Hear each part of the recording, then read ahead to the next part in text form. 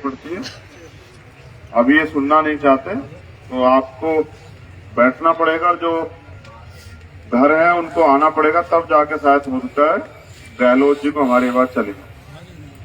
जयपुर में है वो, यहाँ से 100 किलोमीटर का रास्ता है। मुझे लगता है कि आवाज में आपकी इतना दम नहीं कि उन तक आवाज चली जाए, तो आपको आवाज सुनाने के लिए अपने दम को मजबूत करना पड़ेगा। मैं अकेला या हम कुछ लोग इस लड़ाई को नहीं जीत सकते। ये समाज की लड़ाई है। ओम प्रकाश अपने जाने के बाद मुझ में और हम सब में उम्मीद देखता था कि वो मुझे न्याय दिलाएंगे। हम उसको जीते जीते न्याय नहीं दिला पाए। अब हमारी जिम्मेदारी बनती है कि अब वो हमारे बीच नहीं, तो उन तीनों बहनों का भाई बनके, या आप जिस भी रिश्ते में बड़े हो, उनके चाचा ताऊ, छोटे हो तो उनको जिस भी रिश्ते में मानते हो, उस माँ का बेटा बनके हमें इस लड़ाई को मजबूत करना। लड़ाई ये नहीं ओम प्रकाश तो चला गया, क्या आप और मैं मिलकर ओम प्रकाश को ला सकते हैं? लेकिन कल किसी ओम प्रकाश के साथ ऐसा ना, उसके हौसले टूट जाए, इसलिए तो हमें लड़ना पड़ेगा ना। या आप और ओम प्रकाशों का बलिदान देने के लिए तैयार हो? बताओ। और इसे टेंट को और बड़ा कर दो यार, इसे वहां तक लगा दो जहां तक हमारे लोग बैठना चाहें। अगर हम टेंट का भी वो नहीं, टेंट भी नहीं लगवा पा रहे हैं क्या, इसको वहां तक लगवा दो। और ये रास्ता खुला रखना, किसी पेशेंट को परेशानी ना हो। लेकिन ये याद रखो कि इतिहास लड़ने वालों को याद रखता है, टकराने वालों को, घुटने टेकने वालों को याद नहीं रखता है। अगर आप इसको परमानेंट रोकना चाहते हो तो फिर डटो, मैदान में हिम्मत करके डटो। और अगर आप इसको इसलिए आए हैं कि मैंने बुलाया, आपके दिल में दर्द है, आप इस जाति में पैदा हुए, तो मैं कहता हूं कि फिर इस फॉर्मेलिटी की भी जरूरत नहीं। अरे चलो अपना काम करो, काम करो आप। अरे भाई साहब, एक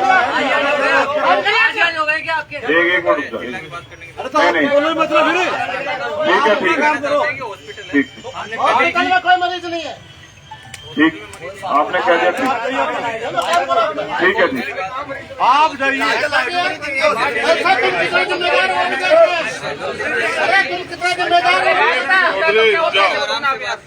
ठीक है, हाँ ठीक ठीक। आपने मुझे कह दिया, मैंने सुना। आप चिंता मत, आप हो जाओ यार, आप ये बंद हो जाएगा, आप चिंता मत। ठीक,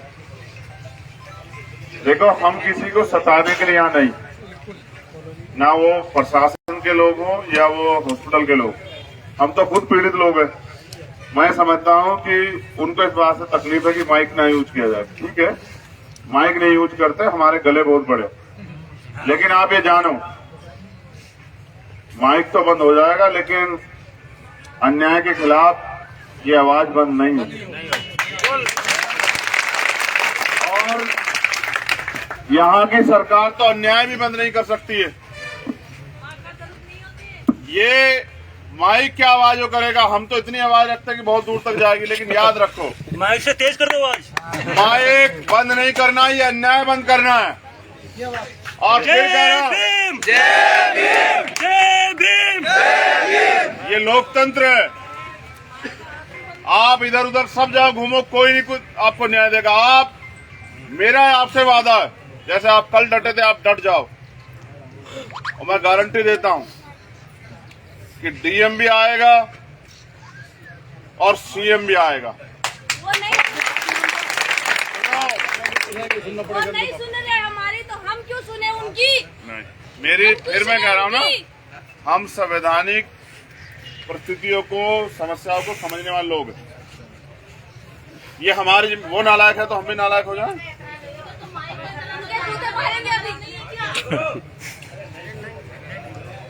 मैं समझता हूं कि आपको मेरी बात माननी चाहिए।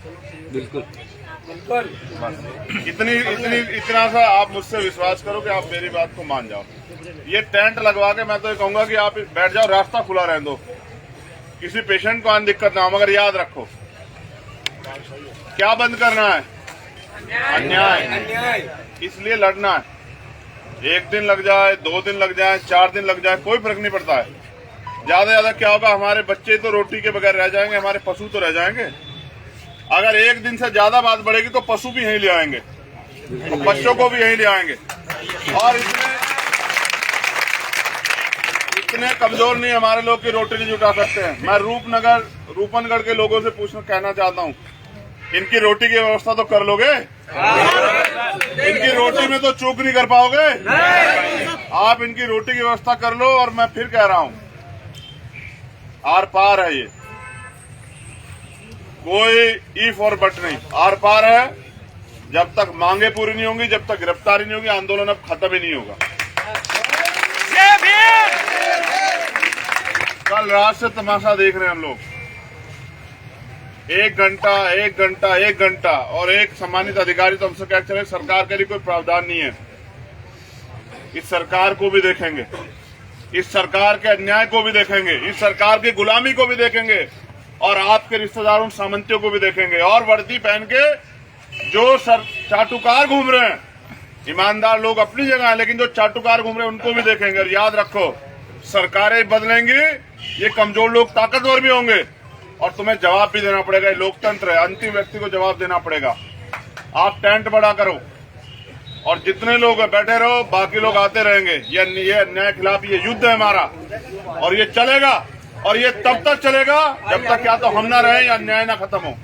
तो ये रास्ता बना दो, पेशेंट को जाने दिक्कत ना हो, लेकिन आप लोग डटे रहो। और जिसको अपनी बात रखनी है, मैंने ही कहा कि मर्यादा में रखो, किसी पे व्यक्तिगत टिप्पणी करने से कुछ नहीं होगा, आपको ओम प्रकाश वापस नहीं आएगा। हाँ, आप डटे रहो तो अगला कोई ओम प्रकाश अन्याय का शिकार नहीं होगा, ये फैसला करने के लिए डटे रहो। और उस परिवार को, क्योंकि मेरा मानना है 10 दिन के बाद रिश्तेदार भी भूल जाएंगे, समाज के लोग भी वो चूक कर जाएंगे कि भाई कौन करेगा, लेकिन मैं अपनी बहनों से वादा कर रहा हूं, सरकार मदद नहीं करेगी तो समाज मदद करेगा। अपनी माँ से भी कह रहा हूं कि घबराओ मत, ये समाज बहुत ताकतवर है। जब जब ये अंगड़ाई लेता है तो ये जवाब देता है, इनकी चुप्पी भी जवाब दे रही है। ये जो इतने लोग आके यहाँ इस समाज को अपमानित कर रहे हैं अपने वक्तव्य में कि महासभा में जाते ये करते हो, कि ये चुपचाप इसलिए सुन रहा है क्योंकि ये इंतजार कर रहा है। ये इनका सब्र देखो कि ये भरोसा करते ठगे जाते हैं। मैं इस समाज की हिम्मत की दाद देता हूं, मगर मैं फिर कह रहा हूं कि वो जो लोग अन्याय को समर्थन करें उनका समझौता ना करो, उनका साथ मत दो। और जो अन्याय के खिलाफ लड़ रहे हैं, महेंद्र जैसे लोग, मटरू जैसे लोग, और वो तमाम लोग जो कल से यहाँ मोर्चा लेके, या रूपनगढ़ के लोग, मैं उनका धन्यवाद देता हूँ। अपने सगे भाई के उसमें नहीं जाता आदमी, यहाँ समाज के लिए आप बैठे हो, मैं आपका धन्यवाद देता हूँ। ये गलत कह रहे हैं कि आप ताकतवर नहीं हो, मैं कह रहा हूँ जो घर पे सोना उसको भी शर्म आएगी। आप देखो, आप बैठे रहो, आपकी चीखें जाएंगी वहां तक, आपका दर्द जाएगा वहां तक, और जो आज सो रहा है घर में वो भी आएगा कल निकल के, और शाम तक वो माँ भी निकल के आएगी जो तुम्हारी चीखों को सुनेगी। चिंता मत करो, हम देखेंगे जालिम हुकूमत में कितना दम है, हम देखेंगे ये जो निकम्मा प्रशासन है सरकार, इनमें कितना दम है। मगर आप टिके रहो, अगर आप खड़े रहोगे तो ये LIU के लोग, IB के लोग रिपोर्ट भेजते रहेंगे कि ये लोग टिकाऊ नहीं। आपको टिकाऊ बनना पड़ेगा, हिम्मत दिखाओ, किसान के बेटे हो यार, मजदूर के बेटे हो, कहां धूप से घबरा रहे हो, बैठ जाओ। अगर तुम खड़े होते हो तो ये एहसास होता है कि जाने वाले लोग हैं, हमारा भी मनोबल टूटता है। तो हिम्मत दिखाओ, बैठ जाओ। जिसको जहां जगह कोई, जिसको पेड़ पे जगह मिले पेड़ पे बैठ जाओ, जिसको जहां जगह मिले वहां बैठ जाओ, लेकिन टिके रहो। मेरे पास बहुत काम है, विश्वास करो। आज भी जो है, मैं आज भी मेरा आंदोलन प्रोग्राम है, दोनों बहुत समस्या है। मैं तो ये सोच रहा हूँ कैसे इस लड़ाई को भी लड़ूं और वो भी निपटाऊं, उस पर भी चर्चा कर रहा हूँ। लेकिन मुझे ये भी डर है कि इधर मैं उस आंदोलन की तरफ गया, दूसरी दिशा में आप लोग यहाँ से घर ना चले जाओ, ये भी डर सता रहा है मुझे। नहीं जाएंगे सर। ऐसा ना हो कि मैं इधर की तरफ को कहूँ कि चलो मैं ये काम निपटा के आऊं, तो पता लगे कि आप लोग कहो कि भाई तो है नहीं, तो हम भी घर चले जाते हैं। ऐसे नहीं जीती जाती लड़ाई। तो मैं तो अभी आपके हौसले को देख रहा हूँ कि आप कितने समय तक बैठते हैं। आज ये मेरी नहीं है, आज ये इस परिवार की नहीं, आज समाज के सम्मान की, स्वाभिमान की लड़ाई। आप टिके रहोगे और मजबूत होगा आंदोलन, और अगर आप शांत हो जाओगे तो आंदोलन कमजोर पड़ जाएगा। ये जो मेरी माए बैठी,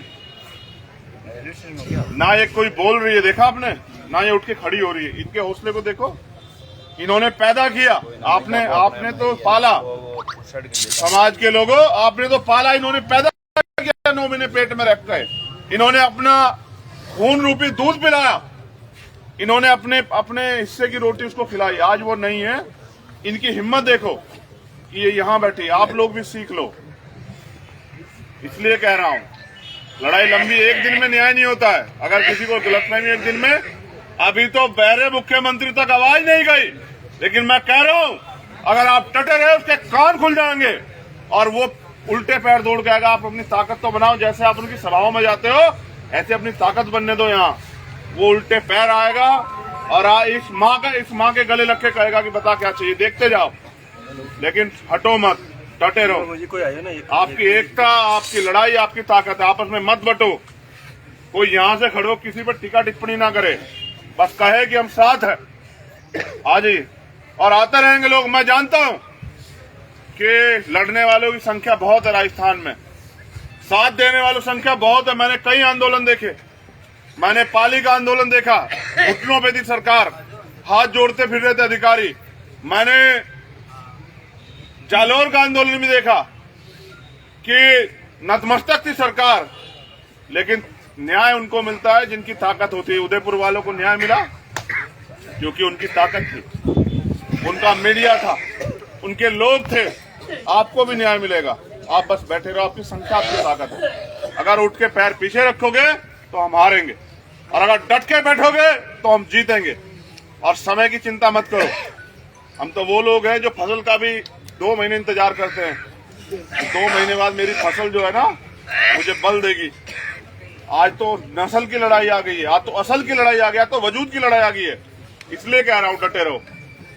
तो मैं आपसे उम्मीद करूंगा कि आप इस लड़ाई कमजोर नहीं होने दोगे, और मैं आपसे वादा करता हूं कि इस लड़ाई को कमजोर होने नहीं देंगे हमारी तरफ से भी।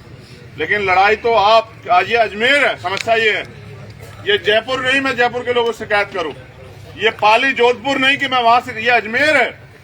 इसलिए अजमेर के लोगों की इंतजार हो रही है। अगर ये जोधपुर पाली होता, ये जालोर होता, तो जालोर के लोग देते जवाब। और अब तक गिरवान पकड़ लिए तो उन्होंने प्रशासन के, कि 2 जवाब कहां से आएगा ओम प्रकाश। ये अजमेर है, आज सवाल अजमेर पे है। अजमेर सोचे कि वो समाज में क्या संदेश दे रहा है। अजमेर सवाल करे खुद से, क्या वो इतने कमजोर हैं कि अपने बच्चे को न्याय नहीं दिला पा रहे हैं। इसलिए आपसे निवेदन है कि डट के लड़िए, जमकर लड़िए, और तब तक लड़िए जब तक न्याय ना मिले। बहुत बहुत धन्यवाद। जय भीम।